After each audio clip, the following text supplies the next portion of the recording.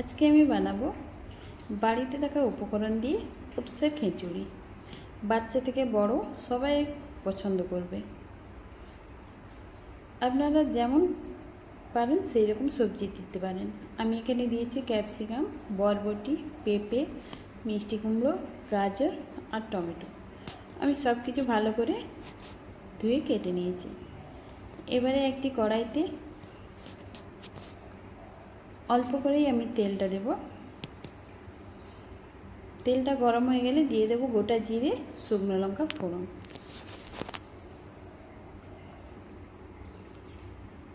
জিরে আর লঙ্কাটা যখন ভাজা হয়ে যাবে, একে একে সব সবজিগুলো আমি দিয়ে দেব।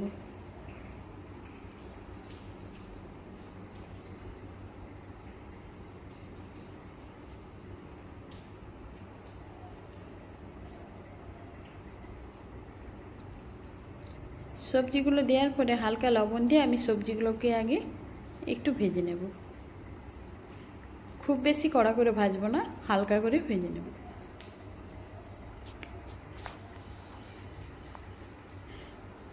সবজিগুলো আমার হালকা করে ভাজা গেছে, দিয়ে দেবো পরিমাণ মতো হলুদ। হলুদটা দেওয়ার পরে আমি আবার একটু নাড়াচাড়া করে নেব।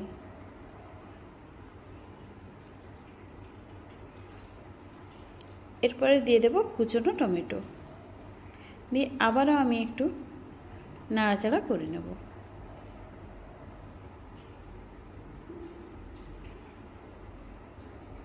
খুব বেশি সময় লাগবে না, কম সময়ের মধ্যে এই পুষ্টিকর খাবারটি তৈরি হয়ে যাবে। যেহেতু সবজিগুলো আমি বেশি ভাজলাম না, একটু জল দিয়ে দেব সেদ্ধ হওয়ার জন্য। ওটসটা তো বেশি সময় লাগে না সেদ্ধ হতে। আমি সবজিগুলোকে আগে একটু সেদ্ধ করে নেব।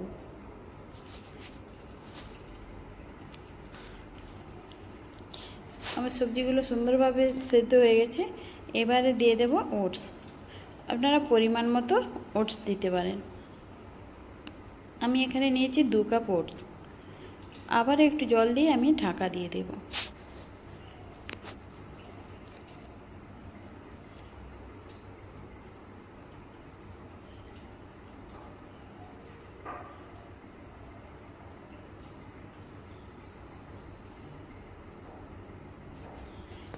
ঢাকাটা খুলে দিয়ে দেখুন কত সুন্দর হয়ে গেছে বসা বসা।